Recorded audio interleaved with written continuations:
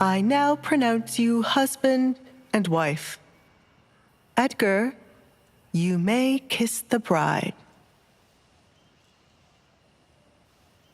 You don't want to kiss him? Peter asked after Alessandra looked his way, almost as if she was against kissing her own husband. What sort of marriage is this? Are the two of you not taking this seriously? I am shy, Alessandra said, in order to make it less suspicious that she was hesitant to kiss Edgar. She would need to remove her veil in order to kiss Edgar. Oh. Peter's mouth fell open. Normally, those who came to get married at night weren't this innocent. Not to forget, the devil was literally standing in front of Alessandra. Peter started to feel like he did something wrong by marrying an angel to the devil. I can turn around if you want me to. No need to. We are finished here.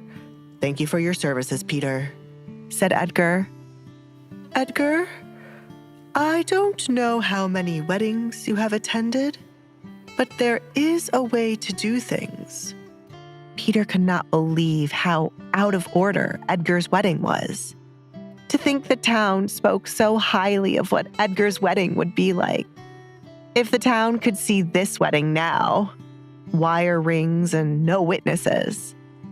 Edgar has no right to call me a scammer anymore, he thought. Are you trying to insinuate there is something wrong with our wedding, Peter? Obviously.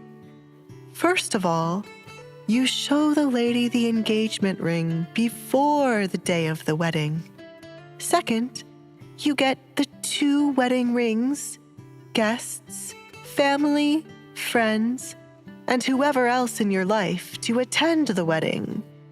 I'm sure your loved ones will be heartbroken to know you have gotten married like this.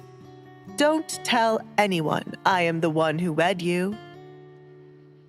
Peter did not want his name attached to Edgar's weird wedding. It will be on the paper, and I am going to tell Alfred as soon as I return home. Edgar innocently smiled. He had no reason to hide who wed him to Alessandra. I will let everyone know that my dear friend did it. Consider it an honor, Peter. Peter sighed, rubbing his temple as he partially blamed himself. He should have known telling Edgar to do something would make the man do the opposite. Hurry up and leave. Go enjoy your married life, but remember, I will keep my eyes on the 2 of you no matter where you are. Alessandra took a step closer to Edgar. Oh, no. Peter realized his mistake. I didn't mean it like that. I wouldn't be watching you. Ugh. His voice trailed off when Alessandra started laughing. I'm only teasing you. Alessandra chuckled. She found Peter to be a funny man. You 2 deserve each other, Peter concluded after seeing Alessandra enjoy teasing him, just like her new husband did. I will send the papers tomorrow morning. You don't have to come visit me, Edgar. My wife seems to like you. I will be sure to come again. No! Peter yelled, not wanting Edgar to return. He could not deal with the anxiety Edgar gave him with each visit. You are now a married man. You must spend time with your wife and, most importantly, stay away from the church. What if I want to confess my sins? Edgar folded his arms, wanting to see how Peter would counterattack this. Then come the 2nd and 4th days in the week. Peter smiled as he gave Edgar the days he would not be in the church. Someone else would have to share the burden of dealing with Edgar. So don't come on the 2nd and 4th days. Do you take me for a fool, Peter? You should be thankful you still have your hands after trying to scam me. Do not avoid me, Peter, said Edgar. I couldn't, even if I wanted to.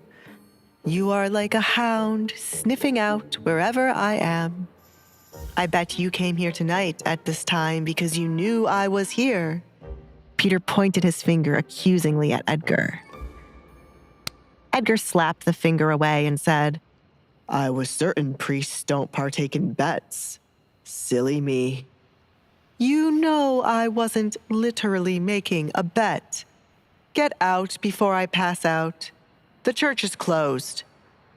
Peter no longer had the strength to keep the church open all night. Edgar was like a night creature, draining away all of his energy. It was nice to meet you, Peter. Hopefully I can come to see you again. Alessandra had a lot to get off her chest, and since the priests were bound not to repeat what they heard, she wanted to come to the church and speak with Peter. You have things to confess? Come any time you want and ask for me.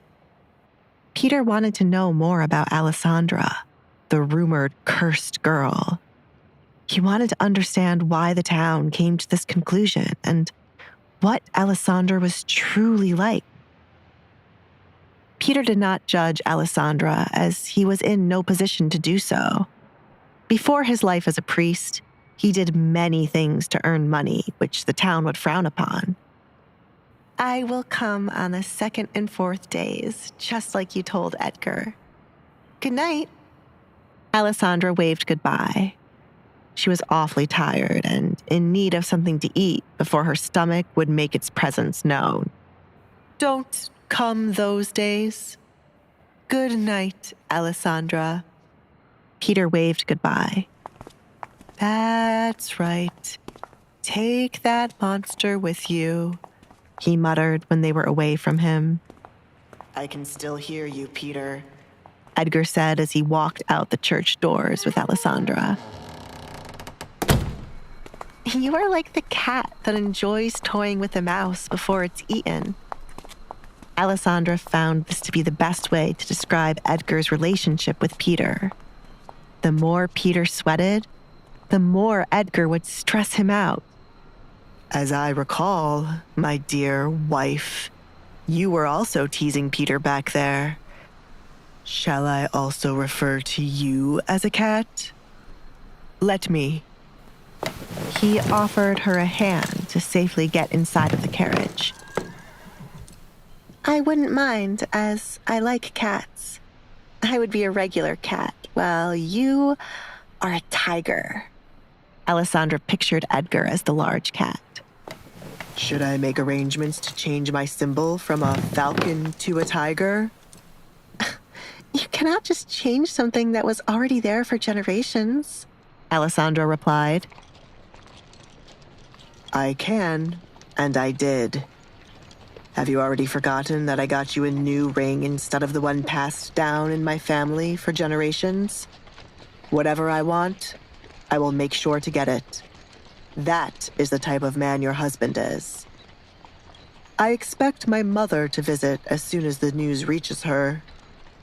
Edgar could already feel the headaches from his mother's dramatic ways. I cannot believe we are married. Alessandra twisted the wire ring around her finger. Edgar sat with one leg placed over the other, watching Alessandra play with the ring he made in the spur of the moment. She wasn't one for material things. There weren't too many people in the world like her. Edgar began to think about what would be a good wedding gift for her. What did you give to someone who seemed to want nothing but to escape her family? If there is anything you need, don't hesitate to ask me for it. He could only observe and listen to what she wanted for now. I will, Alessandra replied, but as her mouth moved, a yawn escaped. I'm sorry. The night has been so eventful, so I'm drained. It will be quite some time before we arrive at my estate. Lie in the seat to take a nap, or perhaps I can... The seat is enough. Thank you. Alessandra dropped sideways to lie in the seat. How are we going to sleep in the same bed when you can't even fall asleep on me in the carriage? Will you make me sleep on the floor? This was something Edgar would never do. I apologize if I scare you, Alessandra. Edgar's words poked at her conscience. It's not that.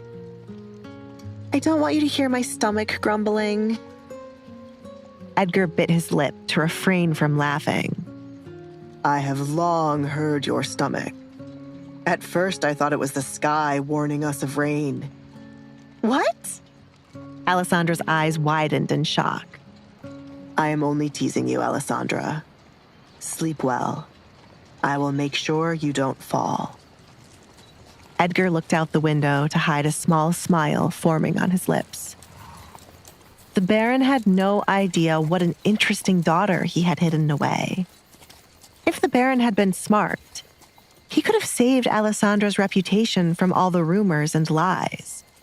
If she had the same attention as Kate, Alessandra would never have needed to form a contract marriage with anyone. Alessandra stood out among other girls from her personality alone, and though she wore a mask, the half of her face that was not covered showed her beauty. Edgar wondered who was the culprit behind what Alessandra was hiding. There were 2 people on his mind, but everyone in the Barrett household was on his list, from the stable boy up to the Baroness.